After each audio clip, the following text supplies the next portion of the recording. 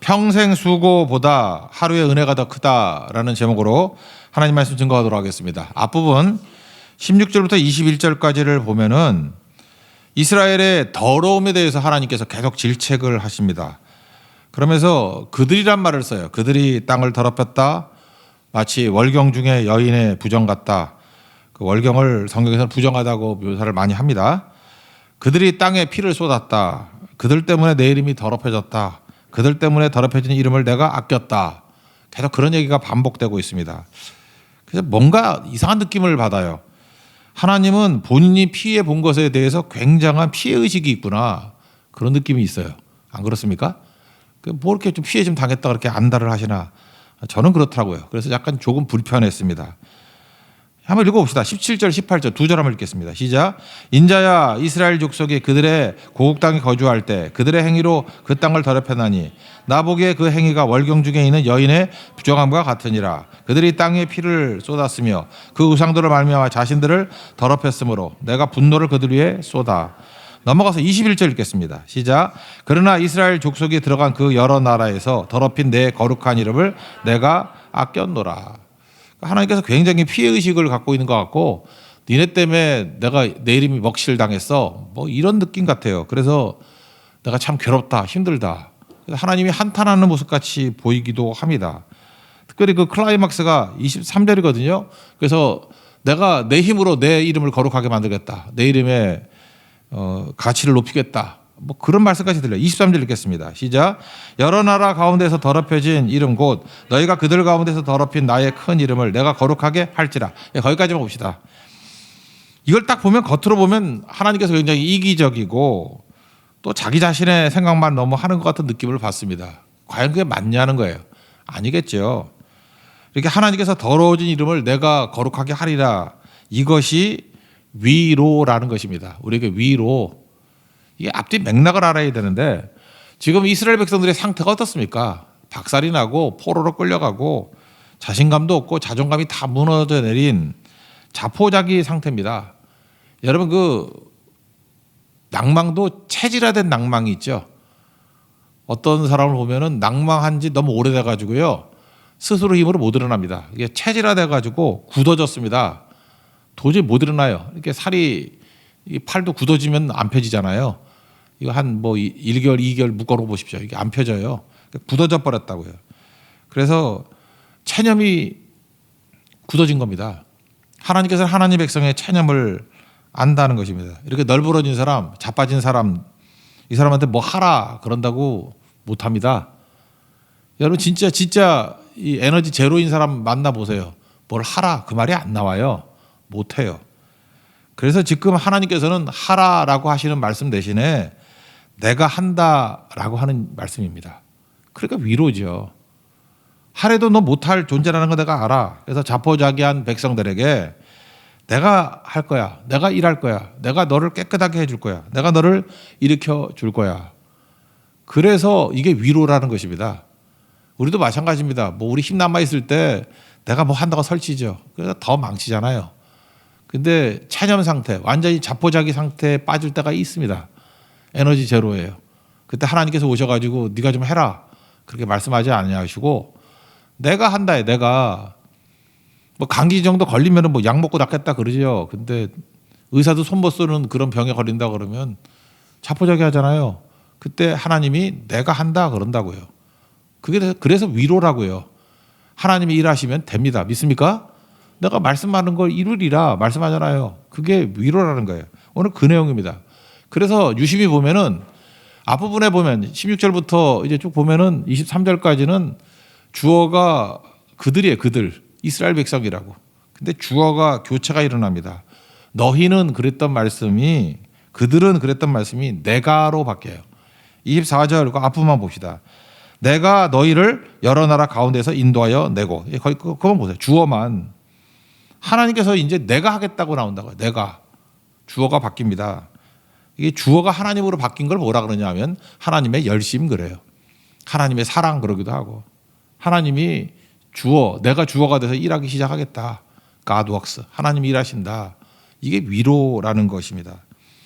필릭스 브룩스가 그런 얘기를 했죠. 능력에 맞는 일을 구하지 말고 일에 맞는 능력을 구하라. 이게 왜 중요하냐면 능력에 맞는 일 그럴 때 그 능력은 누구 능력이겠어요? 내 능력이겠죠. 맨날 내 능력을 분석을 한다고. 내 능력을 분석하고 난 다음에 그 능력에 맞는 일을 찾으니 내 능력보다 작은 일 하겠죠. 그러니까 무슨 일을 하겠냐고요. 그래서 내 능력 찾아보지 말고 일에 맞는 능력, 일을 먼저 보라는 거예요. 사명을 먼저 보라는 거예요. 내 능력 쳐다보지 말고. 그러니까 일에 맞는 능력은 이게 내 능력이겠습니까? 하나님의 능력이겠습니까? 하나님의 능력이죠. 일은 항상 나보다 커요. 사명은 나보다 크다고. 내가 감당 못합니다. 그래서 내 능력 가지고 일 쳐다보면 체념하고 자포자기할 수밖에 없다고. 그래서 일을 쳐다보고 구하면 일에 맞는 능력을 구하면 그게 네 능력이 아니겠지 그 얘기예요. 하나님의 능력을 구하게 된다는 것입니다. 그래서 간단해 보이지만 우리 접근이 다르고 태도가 달라지는 중요한 메시지라고 생각합니다. 무기력한 나 대신에 하나님의 일하심을 바라보라는 것입니다. 오늘 이 아침에도 하나님께서 일하심을 믿습니까? 그 하나님의 일하심이 여러분 삶 모든 것을 다 일으켜 세울 것입니다. 그래서 하나님께서 내 이름 때문에 내가 일하겠다. 내 이름을 내가 거룩하게 만들겠다라고 하는 것은 위로입니다. 위로. 내가 못하는 것을 하나님이 하신다라는 거예요. 그래서 하나님의 이름만이 아니라 하나님의 이름에 우리까지 포함되어 있잖아요. 우리를 하나님의 이름 때문에 이렇게 세우신다는 거예요. 오늘도 그 은총과 승리를 맛보는 축복된 시간 되기를 축원합니다. 그럼 두 번째 단계는 하나님께서 변화시키는 것은 근원적인 변화라는 것입니다. 이렇게 외형적인 변화, 물론 뒤에도 오죠. 축복을. 그렇지만 근원적인 변화를 주신다라고 하는데 우리가 계속해서 살폈습니다. 바벨론 포로로 끌려가서 하나님이 주신 축복이 뭐냐 하면 세 가지라 그랬죠. 정화, 깨끗하게 만드는 거. 강화, 힘있게 만드는 거. 성화, 쓰임받게 만드는 거. 그게 거룩한 백성 아니에요? 그것들을 하시겠다라고 하는 것들이 지금 25절 이하부터 쭉 나와 있습니다. 먼저 깨끗하게 만드신다는 거예요. 25절 읽겠습니다. 시작. 맑은 물을 너희에게 뿌려서 너희를 정결하게 하되 곧 너희 모든 더러운 것에서와 모든 우상 숭배에서 너희를 정결하게 할 것이며. 이게 정화죠. 뭐 제일 큰 정화는 뭐 고난의 용광로에 들어가면 깨끗해지지 않습니까? 그죠? 고난 당하면 깨끗해지잖아요. 그래서 우리가 뭐 카타르시스 이런 거 있잖아요. 슬프고 눈물 흘리면 더 깨끗해진다. 하다못해 복음 밖에서도 그런 소리 하잖아요. 그러니까 고난이 우리를 깨끗하게 만드는 힘이 있고 특별히 여기서 맑은 물 그럴 때 이스라엘 백성들은 알고 있습니다. 민수기 19장에 보면 1절부터 쭉 나와요. 그 정결케 부정을 정결케 하는 물 만드는 방법이 나와요. 뭐 물이 있는데 뭐 우슬초도 집어넣고 뭐 뭐도 집어넣고 해가지고 그런 물을 만들어요. 그것이 부정을 정결케 하는 물이라고요. 그 민수기 19장 내용을 이제 설교를 하면은 그 내용이 뭐로 연결이 되냐면 그리스도의 보혈로 연결이 된다고요. 결국 우리를 맑게 씻기는 그 물이 뭐라고요? 그리스도의 피로 씻기는 거라고요. 피로. 오늘 뭐 그걸 다 설명할 수는 없잖아요. 그러니까 예수의 피로. 이거 누가 한 겁니까? 내가 한 거죠. 하나님이 하신 거죠. 하나님이 아들을 보내셔서 그 피로 말미암아 우리의 모든 죄악들을 씻어 주신다. 깨끗게 하신다. 이거 인간이 못하죠. 내 힘으로 무슨 죄를 씻습니까? 내 힘으로 무슨 죽음을 해결합니까?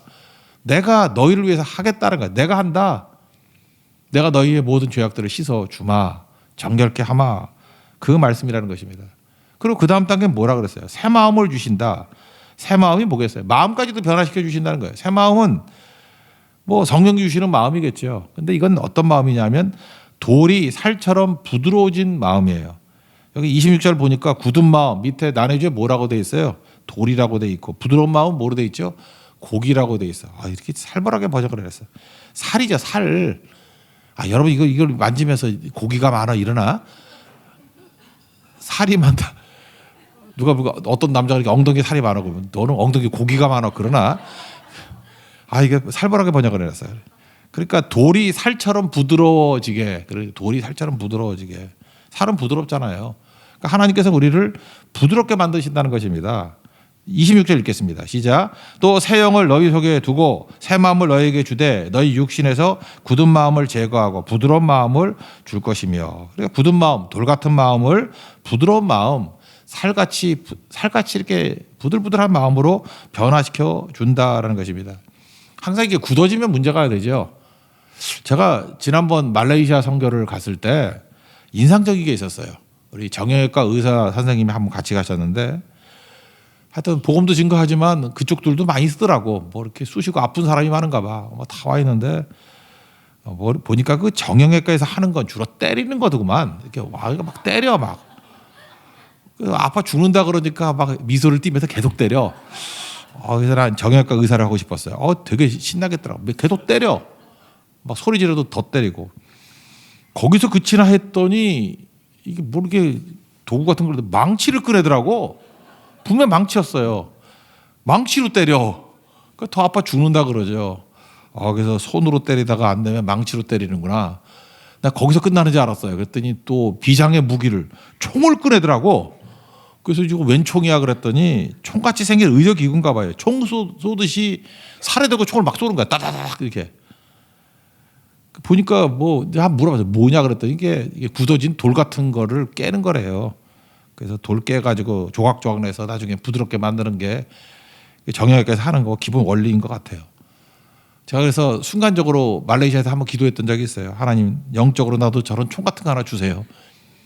성도들의 몸만 굳어져 있나요? 마음도 굳어져 있다고. 그럼 저거 뭘 해야 되나? 손으로 주물러서 마음을 깨야 되고 나중에 망치를 깨야 되고.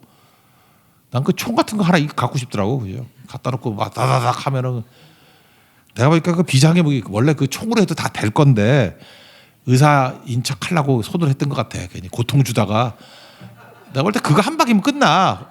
그죠? 근데 순서로 그래야 돈벌이가 되나? 하여튼 모르겠어. 이렇게 순서대로 딱 하더라고. 뭐 차근차근 하는지 모르죠. 여기 오신 것 같은데 죄송합니다. 나 잘 모르겠어. 내 생각엔 그래 보였어요.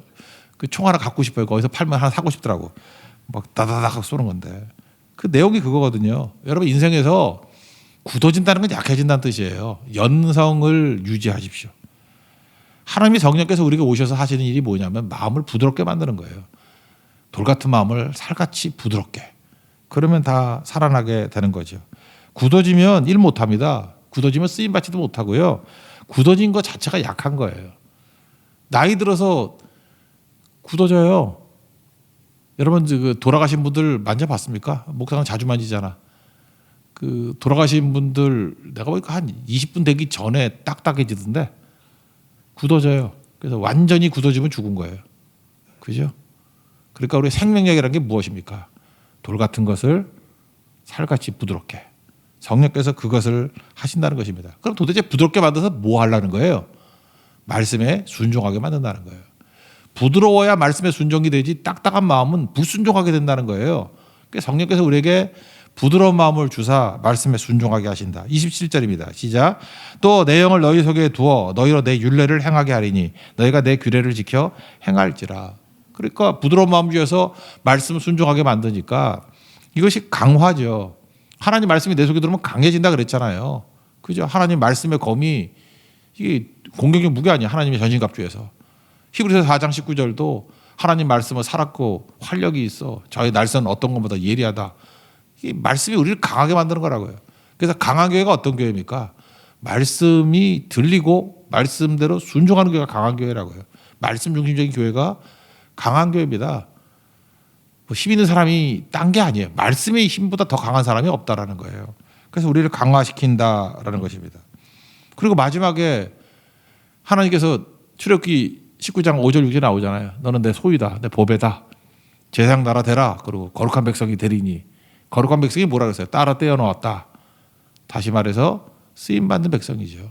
오늘 그 얘기하겠습니다. 너희는 내 백성이 되고 나는 너희 하나님이 되겠다. 그 약속 지금 되새기고 있잖아요. 쓰임받는 종으로 만들겠다. 이걸 뭐라 해요? 성화. 28절 읽겠습니다. 시작. 내가 너희 조상들에게 준 땅에서 너희가 거주하면서 내 백성이 되고 나는 너희 하나님이 되리라. 그래서 요 24절부터 28절까지 짧은 구절 안에 세 가지 포로기에 했던 내용들을 다 요약해 놨잖아요. 내가 너희를 정화, 깨끗하게 만들겠다. 강화, 말씀으로 강력하게 만들겠다. 뭐 회당 만들어 놓고 얼마나 말씀에 이런 깨우침이 있습니까? 에스라가 학사잖아요. 말씀의 선지자 아니에요? 그런 사람을 세우겠다. 그리고 결국은 쓰임받는 거룩한 백성 만들겠다. 성화. 이게 포로기 때 하는 일입니다. 여러분들도 인생의 포로기에 놓인 분들이 있죠. 고난 가운데 있을 때 정화, 강화, 성화 이렇게 하나님께서 원하시는 변화의 능력을 체험하는 우리 하나님의 종 되기를 바랍니다. 그럼 이렇게 변하면 그 다음부터는 뭐 이제 외형적인 변화예요. 이제 술술 풀리는 건데 하늘이 열립니다. 하늘이. 하나님의 성령과 함께 동행하면 하늘이 열린다니까. 성령이 내려올 때 보면 예수님도 하늘이 열린다 그러잖아요. 그 열린 하늘 속에 살아가게 된다라는 것입니다. 하늘이 열리면 어떤 일이 벌어지냐? 그냥 잘 돼요. 그냥 여기 보니까 풍성케 하신다. 엄청난 수확을 주신다. 뭐 기근이 없다. 뭐 소산이 풍성하다. 그래서 이 모든 것이 노동의 결과로만 오는 게 아닙니다. 하늘이 열리면요. 열매를 거두게 되고 결과가 나오게 되고 풍성하게 된다는 것입니다. 그래서 풍성은 누가 줘요? 하나님이 주신다고. 그래서 하늘 문이 열린 사람들은 100배 축복을 받습니다. 곱하기 100이래요. 믿음이 하늘 문을 여는 거 아니에요. 그러면 그냥 엄청난 열매를 거두게 되는 인생으로 변화가 된다니까요. 승수 인생이 됩니다. 승법으로 변화가 된다고. 어마어마한 능력이죠. 그렇게 변화가 된다는 것입니다. 29절 30절 두 절 읽겠습니다. 시작. 내가 너희를 모든 더러운 데서 구원하고 곡식이 풍성하게 하여 기근이 너희에게 닥치지 아니하게 할 것이며 또 나무의 열매와 밭의 소산을 풍성하게 하여 너희가 다시는 기근의 욕을 여러 나라에게 당하지 아니하게 하리니. 그 뒷부분도 보면 하나님께서 사람이 있게 하고 에덴 동산 같이 만들고 뭐 그러니까 쭉 나온다는 것입니다. 여러분 잊지 마십시오. 하나님과의 관계가 열리면 열매를 맺게 된다는 것입니다. 반면에 하나님과의 관계가 뒤틀려 버리면 허무하게 됩니다. 우리 인생이 다 꼬여 버려요. 그래서 로마서 8장 20절에 이런 말씀이 있죠. 피조물이 허무한데 굴복하는 것은 자기 뜻이 아니오. 그런 게 나오죠. 피조물조차도 다 허무한데 굴복해 버린다는 거예요. 왜? 하나님과의 백성 이 관계가 끊어져 버리면 그런 일이 벌어진다는 거예요. 여러분 십계명 구조를 이렇게도 설명해 몇 번 해봤었죠. 십계명을 돌판 두 개로 해서 하나님과의 관계, 인간과의 관계로 분석할 수도 있지만 히브리 사람들은 좀 더 입체적으로 구분하더라고. 정사면체. 꼭지점이 있고 밑에 삼각형이 있으면 정사면체가 되겠죠. 그러면 가운데 하나는 이게 나예요. 나라고 보자. 꼭지점 하나.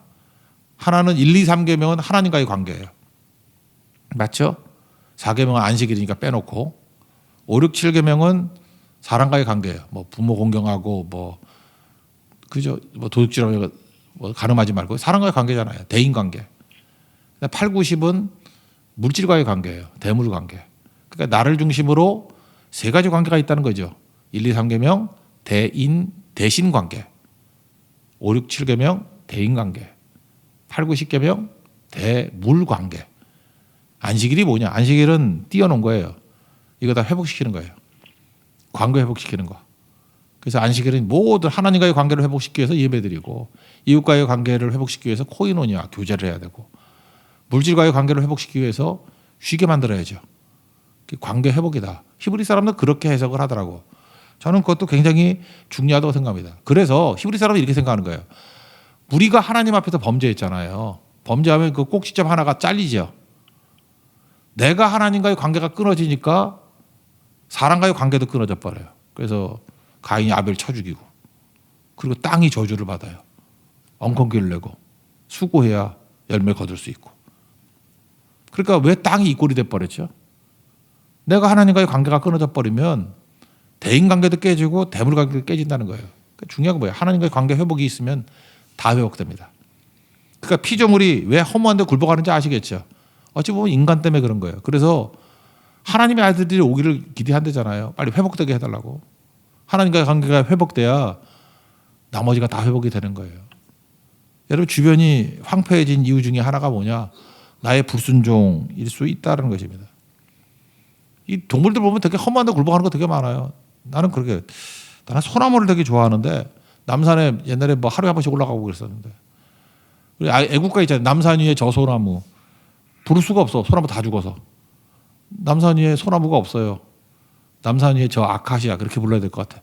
소나무가 없어. 소나무 재선충이라 그래가지고 소나무 다 죽여서 그 꼭대기에 하나를 힘들고 애써가지고 하나 남겨놨어. 지금 꼭대기에 감이 있어요. 거기 타워 옆에 앞에 있거든.